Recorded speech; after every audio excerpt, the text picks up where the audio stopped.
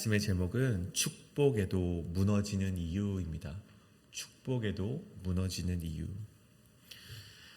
많은 사람들은 대체로 이 결과를 보고서 평가를 하곤 합니다. 이 과정보다는 이 결과가 주어지는 그 의미를 더욱더 크게 되새기는 것이죠. 그래서 이겼으면은 성공한 것이고, 가졌으면은 된 것이고, 손에 쥐었으면은 축복받은 것이라 생각하면서 살아가곤 합니다. 근데 오늘 본문을 보십시오. 오늘 성경은 그렇게 이야기를 하고 있지 않죠. 축복이 선포되었음에도 불구하고 그 가정에 주어진 것은 평안이 아니라 균열이 시작되었음을 우리에게 보여주고 있다는 것입니다. 이삭을 통해서 야곱이 복을 받았습니다. 한 집안의 미래와 언약이 담겨있는 아주 무거운 축복이었죠. 근데 그 이후에 어떠한 일이 일어납니까? 그 속았던 이삭은 심히 크게 떨었다라고 표현되어 있고, 에서는 이 앞에서 크게 통곡하였다. 그리고 리브가는 어떻습니까? 야곱을 살리기 위해 또다시 계략을 짜고 있는 정말 그런 모습이 오늘 이 이삭의 가정 가운데 보여지게 되었다는 것입니다. 그래서 오늘 우리는 이 말씀을 바라보게 될 때 단순히 야곱이 축복을 획득했고 그가 승리를 하였다, 그런 식으로 바라볼 수만은 없는 말씀이 되는 것입니다. 축복을 받아도 결국 이삭이라는 그 축복받은 한 사람의 그 말년의 인생이 무너질 수 있다. 그 자녀가 서로 죽이려 한다라는 그런 안타까운 일이 축복 이후에 일어날 수 있다는 것을 오늘 보여주는 메시지인 것입니다. 그러한 일이 왜 일어나는가? 결론적으로 말씀드리면 하나님의 뜻을 붙잡는다 말하면서도 인간이 스스로 그 계획을 진두지휘하려고 할 때 결국 그 축복이 그 집을 무너뜨리는 일이 될 수 있으며 결국 그 인생을 삥 돌아가게 만드는 인생이 될 수 있음을 우리에게 알려주고 있다는 것입니다. 그래서 오늘 이 말씀 가운데 하나님께서 우리에게 약속하셨다면, 하나님께서 우리에게 언약을 주셨다면 그 언약을 우리가 진두지휘하기보다는 하나님의 뜻을 겸손히 기다릴 줄 아는 그런 신앙인이 우리 모든 신앙인이 되시기를 간절히 소원합니다. 오늘 이 말씀에 따라서 두 가지로 우리 말씀을 한번 살펴볼 텐데, 첫 번째는 하나님 없이 복을 움켜쥐면 복을 받아도 삶은 무너진다입니다. 하나님 없이 복을 움켜쥐면 복을 받아도 삶은 무너진다. 30절 말씀입니다. 이삭이 야곱에게 축복하기를 마침에 야곱이 그의 아버지 이삭 앞에 나가자 곧 그의 형 에서가 사냥하여 돌아온지라. 방금 말씀드렸다시피 오늘 본문을 자세히 보면 이 말씀 속에는 승리자가 없습니다. 겉으로 보면 축복이 야곱에게 갔으니 야곱이 이긴 것 같지만 오늘 본문 전체를 읽어보면 축복은 들어왔는데 이 가정 가운데 평안이 없어졌다는 것이죠. 복은 선포됐지만 집은 쑥대밭이 되어버리고 맙니다. 오늘 이 본문의 사람들은 하나님의 복 그 자체보다는 오늘 이 하나님이 주시는, 하나님이 우리 이 땅 가운데 우리에게 주셨던 그 복, 그 하나님에 관심을 두기보다는 그들은 그냥 복만을, 그들이 잘 살고 앞으로 내가 살아갈 때 얼마나 큰 축복을 받고 살아가게 될까, 그 복만에 관심이 있었기 때문에 결국 이러한 결과를 초래하게 되었다는 것입니다. 하나님은 이미 리브가에게 오늘 창세기 25장에 그런 말씀하셨죠. 큰 자가 어린 자를 섬기리라. 형 에서가 동생 야곱을 섬기게 된다는 그런 말씀을 이미 리브가에게 전해주셨는데 오늘 이 사람들을 보십시오. 오늘 본문에서는, 그리고 그 앞전의 말씀에서는 이삭은 여전히 에서를 더 사랑하는 모습을 보이고 있습니다. 왜 그렇습니까? 자신이 생각할 때, 인간적인 질서를 생각할 때 에서가 장자이기 때문이었죠.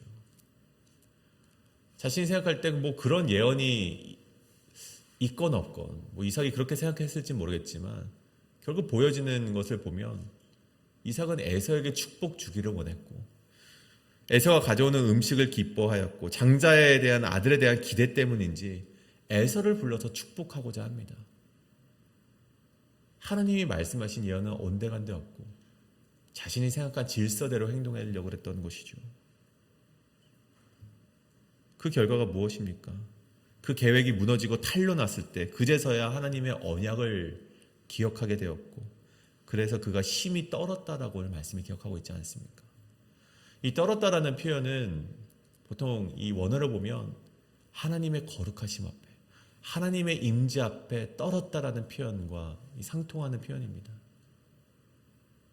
자신이 생각해 오던 그 질서와 하나님의 예언이 맞지 않음을 깨닫고, 자신이 잘못했음을 깨닫고 떨었다라는 표현이 오늘 이렇게 기록이 되어 있는 것이죠.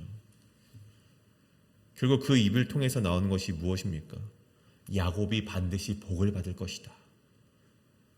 결국 하나님의 뜻대로 되어갈 것이다 라고 고백하는 것과 마찬가지라는 것입니다. 여러분, 그렇다면 리브가는 어떻습니까? 리브가 역시 하나님께서 야곱을 택하실 것이다 라는 그 말씀을 들었던 여인이었습니다. 문제가 있다면 약속을 들었지만 그녀는 조급했고 야곱을 에서라고 속이는 속임수를 계획했습니다. 여러분, 믿음이 없는 사람만 속임수를 쓰는 것이 아닙니다. 때로는 하나님의 약속을 믿는다고 말하는 사람이 더 쉽게 속임수를 쓸 수 있다는 것을, 우리도 그 속임수에 넘어갈 수 있음을 기억해야만 한다는 것이죠.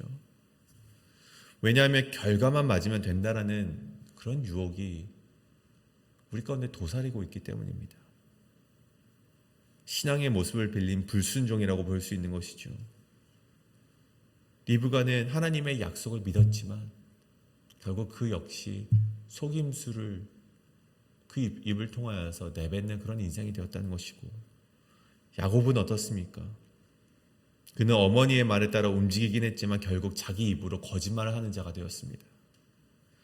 복을 받기 위해서 하나님의 이름까지 끌어들인 자였죠.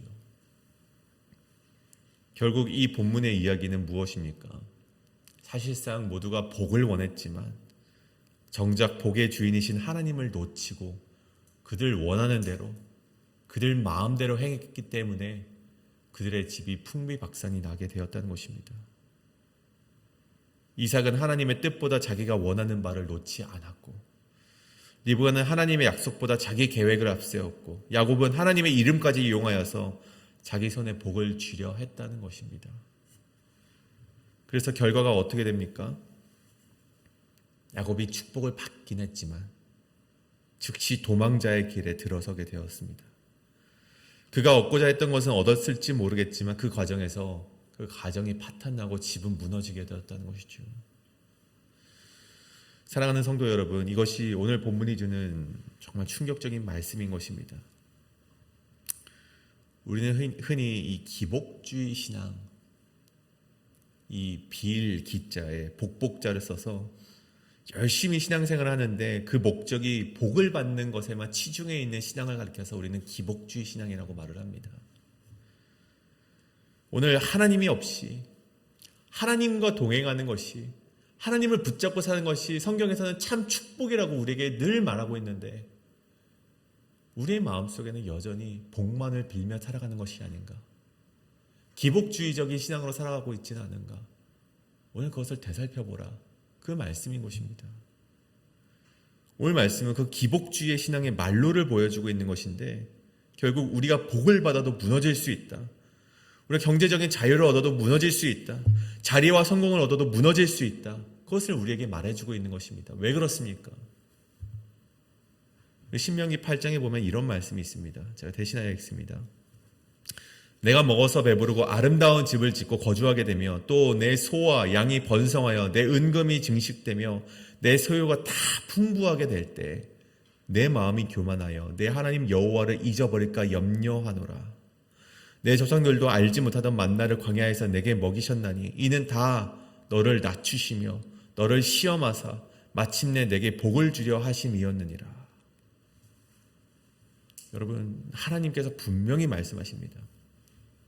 너희가 복을 받았을 때, 너희가 배부르고 집을 짓고 소유가 풍부해지고 모든 것이 잘 되고 있을 때 그때를 조심하라는 것입니다. 하나님께서 복을 지으신 이유가 무엇이기 너희가 알기를 원한다는 것이죠. 왜 우리에게 복을 주시는가? 너를 낮추시며 시험하사 마침내 내게 복을 주려 하심이라.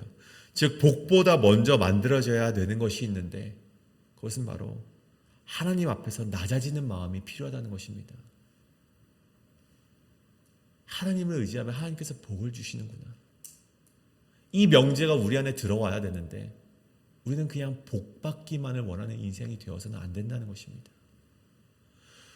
우리가 낮아지고 하나님께서 우리의 주인이 되실 때 그 자체가 복인데 그것 필요 없이 그냥 우리가 풍부해지길 원하고 배불러지길 원하고 소유가 풍부해지길 원하는 것, 그것은 우리를 자칫 또한 망가질 수 있는 인생으로 나아가게 될 수 있다는 것을 하나님께서는 알으라고 우리에게 말씀하셨다는 것입니다. 사랑하는 여러분, 우리가 이 말씀을 통해서 복만을 기다리며 움켜쥐는 인생이 되길 원치 않습니다. 오늘 이 말씀을 통해 복만을 기다리며 움켜쥐려 하기보다 하나님의 인도하심을 기다릴 줄 아는 그런 인생, 하나님 앞에서 결명이 낮아지며 하나님과 함께 동행하는 것이 참된 축복이라는 것을 깨닫는 인생, 그 인생이 여러분의 인생이 되시기를 간절히 소원합니다. 복보다 먼저 만들어져야 될 것이 있다면 하나님 앞에서 낮아지는 마음이 우리에게는 반드시 필요합니다. 우리에게 기복주의 신앙이 아니라 하나님과 함께 동행하는 인생, 그것을 참된 축복으로 여기며 살아가시는 우리 교회 모든 성도님들 되시길 간절히 소원합니다. 오늘 마지막으로 두 번째는 늦은 눈물은 관계를 되돌리지 못한다. 지금 순종해야 된다는 것입니다. 늦은 눈물은 관계를 되돌리지 못한다. 지금 순종해야 한다. 오늘 본문에서 가장 처절한 장면 중 하나는 이 에서의 울음입니다. 이 본문 말씀으로만 보아도 이 에서의 울음은 정말 크고 읽는 이로 하여금 정말 씁쓸한 마음을 남기곤 하죠. 34절입니다. 에서가 그의 아버지의 말을 듣고 소리질러 슬피 울며 아버지에게 이르되 내 아버지여 내게 축복하소서, 내게도 그리하소서. 우리가 이 책으로 보면 그 감정이 전달되지는 않지만 이 기록된 말을 보면 정말 이 안타까움이 우리에게 전해지는 것 같습니다. 그런데 이 모든 울음과 이 모든 절규가 그 누구의 것도 아니고 누구 때문에 이러한 일도 아니고 에서 자신의 이 잘못된 판단으로 시작되었음을 우리는 기억해야만 한다는 것입니다. 이 히브리서 12장에서 이 에서를 언급하면서 이런 말을 합니다. 그가 한 그릇의 음식으로 장자권을 팔았고 나중에 후에 축복을 얻으려 했지만 거절당했으며 눈물로 구했지만 돌이킬 기회를 얻지 못했다. 그런 말씀을 전해주고 있죠. 여러분, 이 말씀은 하나님께서 회개하는 자를 용서하지 않으신다는 뜻이 아닙니다. 이 말씀은 어떠한 선택은 용서는 받을 수 있을진 몰라도 그 결과 자체는 되돌아가지 못한다는 것을 우리에게 말해주고 있다는 것이죠. 에서는 울며 절규했지만 이미 뱉은 말을 거두지 못했습니다. 이미 팔아버린 장자권의 무게를 되돌리지 못했고 이미 엎질러진 삶의 방향을 복구할 수 없었습니다. 다시 말해서 에서의 문제는 눈물이 부족해서가 아니라 순종이 늦었다는 것입니다. 우리는 종종 이 오해를 하곤 합니다. 착각을 하곤 합니다. 지금 이렇게 살아도 나중에 울면 되지.